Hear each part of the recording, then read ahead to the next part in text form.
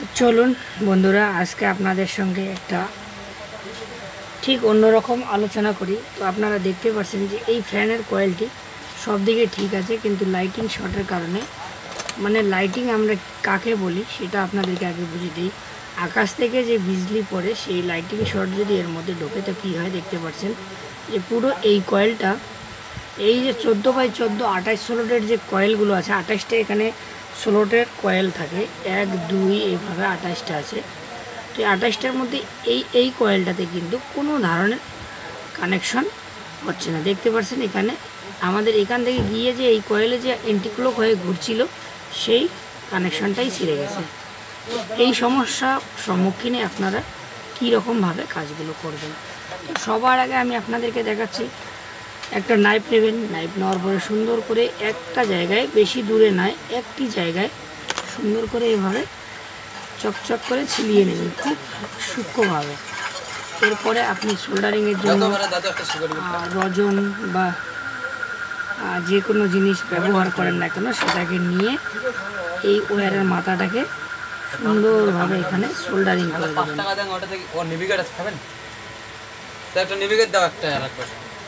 कोई sugar root का बारे कोई बारे दादू शुगर रूट का একটা নেভিগেট দাও, একটা শুগার রুট দাও। তো আপনাদেরকে আমি দেখিয়ে দিলাম কিভাবে আমাদের এই কয়েলে কানেকশন বর্তমান ঢুকে গেছে, কিন্তু আমার এই কয়েলে আবার আউট হইতে হবে। তার জন্য আমরা কি করব, আমরা উল্টো দিকে, একই দিকে নেব না, উল্টো দিকে, যেহেতু ওখানে আমরা ওয়্যারের মাথা খুঁজে পেয়েছি, অর্থাৎ কোন জায়গাটা ছিঁড়েছে, এখানে তাও পাচ্ছি না। তো সেক্ষেত্রে আমরা কি কাজ করতে পারি দেখুন। সেক্ষেত্রে আমরা দুটি কয়েলকে একটু করে সিলিয়ে নেব। দেখুন আমি কিভাবে করতেছি আপনাদেরকে দেখানোর চেষ্টা করতেছি। দেখুন ঠিক এভাবে আমরা নাইফের মাথা দিয়ে, চাকুর মাথা দিয়ে সুন্দর করে একটু জায়গা, শুধু পুরো কয়েলটাকেই কোথাও সিলবেন না, কারণ কাজ হবে না, নষ্ট হয়ে যাবে। একটু জায়গা আমরা এভাবে সিলিয়ে নেব। সিলিয়ে নেওয়ার পর ঠিক আমরা সোল্ডারিংয়ের জন্য যা ইউজ করে থাকি সেটাকে ইউজ করব। দেখতেই পাচ্ছেন সোল্ডারিং করে দেব এখানে আগে, সবার আগে এমনিতেই, কারণ আমরা সোল্ডারিং করে এখান থেকে ওখানে জাম্পারিং করব। আর কারণ যেহেতু পুরো কয়েলটা সুন্দর এবং সুষ্ঠু আছে, সে কারণেই কিন্তু আমাদের এটা করার। যদি পুরো কয়েলটা খারাপ হয়ে যেত তাহলে আমাদের রিবান্ডিং করতে হতো। দেখতেই পাচ্ছেন আমি 2 জায়গায় স্পট মারি নিলাম।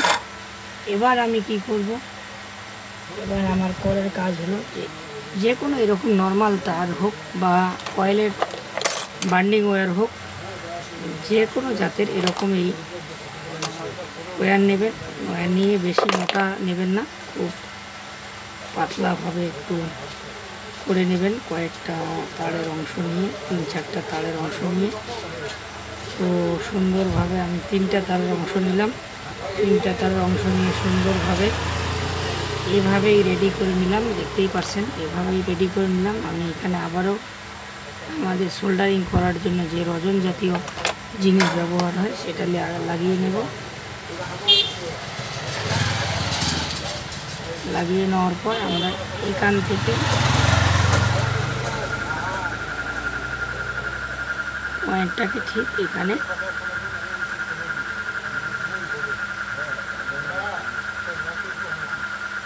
টেনে নিয়ে আসবো। দেখতেই পাচ্ছেন আপনারা, টেনে নিয়ে আসবো। আসার পর আমি A to Z, এই ভিডিওটা একটু লম্বা হলে আপনাদেরকে A to Z দেখাবো, কারণ আপনারা হয়তো অনেকেই মনে করবেন যে এটা সাকসেস হলো কি হলো না, সেটা তো আমরা দেখতে পেলাম না। তো আমি একদম সাকসেসফুলভাবে আপনাদেরকে দেখিয়ে দেব। তো চলুন আমরা আগে রানিং কয়েলটা চেক করে নিই যে আমাদের ওকে হলো কি না, কারণ আমাদের এটা তো কমন আর এটা হলো বাইরের কয়েলের, অর্থাৎ রানিং কয়েলের।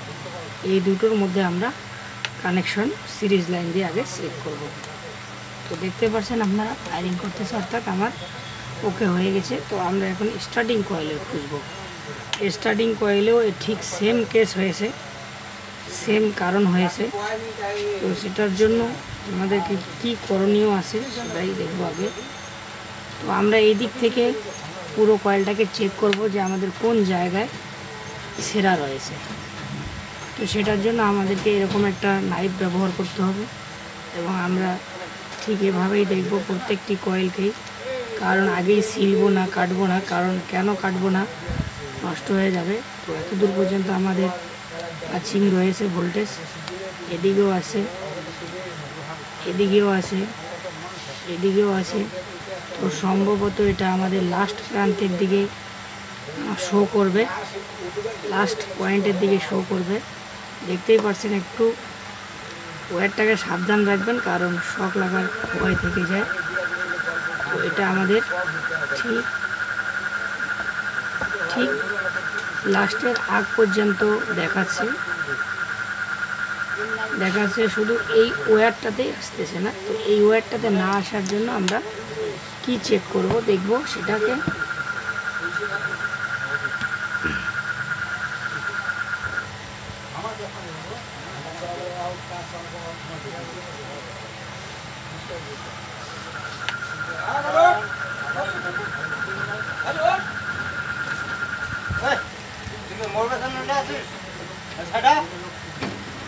তো আপনারা দেখতে পাচ্ছেন যে আমাদের এখানে কানেকশনটা আছে এই কয়েলে। তো এই কয়েল থেকে এই কয়েলে ট্রান্সফার নেই। তো ঠিক সেমভাবে আমি যেভাবে আপনাদেরকে দেখিয়ে দিলাম, ঠিক সেম একইভাবে আমাদের এখানেও জাম্পারিং তুলে নিতে হবে।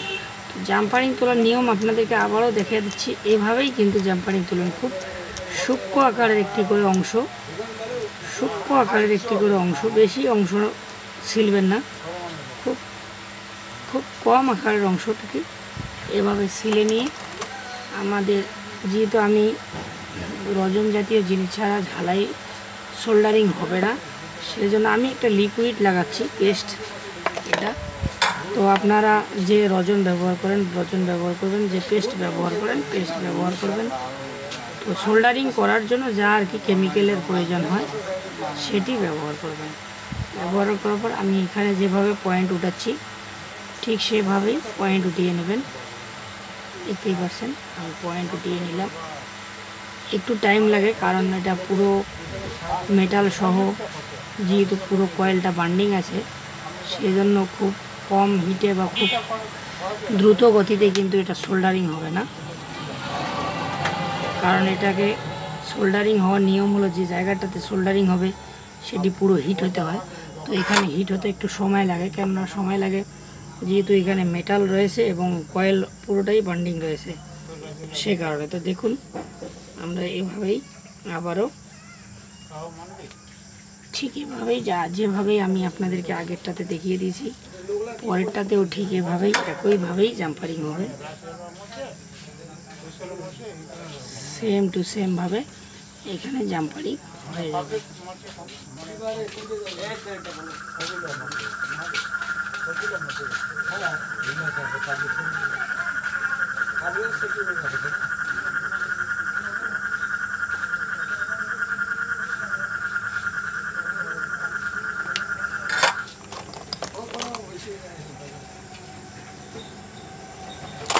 আমরা সোল্ডারিংটা ঠিক হলো কি না তার জন্য আরেকবার একটু ভালো করে লাগিয়ে নেব। আমি A to Z আপনাদেরকে দেখাবো, ভিডিওটা একটু লম্বা হবে কিন্তু ধৈর্য সহকারে দেখবেন। এই সমস্ত লাইটিং যখন হয়ে যায়, পুরো কয়েলটা ঠিক থাকে, তো সেই ক্ষেত্রে আমাদের করণীয় কি থাকে, কারণ একটা কপারের কয়েল কিন্তু অনেক কস্টলি হয়ে যায়। তো সে কারণে, আর দ্বিতীয়ত কথা হলো এটা কপার বলেই কিন্তু এটা সম্ভব হচ্ছে। তো অ্যালুমিনিয়ামের ক্ষেত্রে একটু কষ্টসাধ্য হয়ে যায়। দেখতে পাচ্ছেন আমার রানিং স্টার্টিং কয়েলও ঠিক ওকে হয়ে গেছে। তো এই স্টার্টিং কয়েল এবং রানিং কয়েল যেহেতু একটু হেলতেছে, সেজন্য আমরা কি করব, সবার আগে কয়েলটাকে পুরো হিট করব।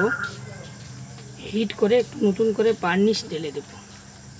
চলুন এই নতুন করে আমরা বার্নিশ ঢেলে দেওয়ার জন্য আমাদেরকে আগে এখানে বিদ্যুৎ সাপ্লাই দিতে হবে, তারপরে এটা হিট হয়ে যাবে। আর হিট হওয়ার পরে কিন্তু আমরা বার্নিশ ঢেলে দেবো। তো দেখতে পাচ্ছেন কিভাবে আমি কানেকশন দিয়ে হিট করতেছি। হিট করার পরে বার্নিশ দিয়ে দিলাম।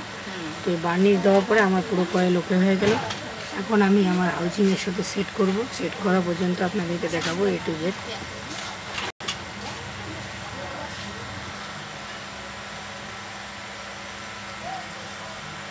হ্যালো। তো বন্ধুরা আপনারা দেখছেন এখন আমি এটা ঠিক যেভাবে আমরা ফ্যানগুলোকে সেট করি সেভাবেই সেট ঠিক আছে দাদা, ঠিক আছে ঠিক আছে।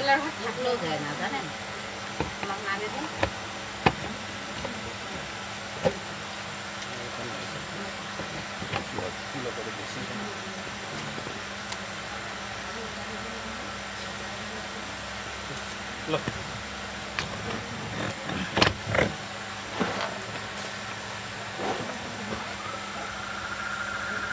বাজে কটা স্কুলের টিউশনের টাইম হচ্ছে নাকি?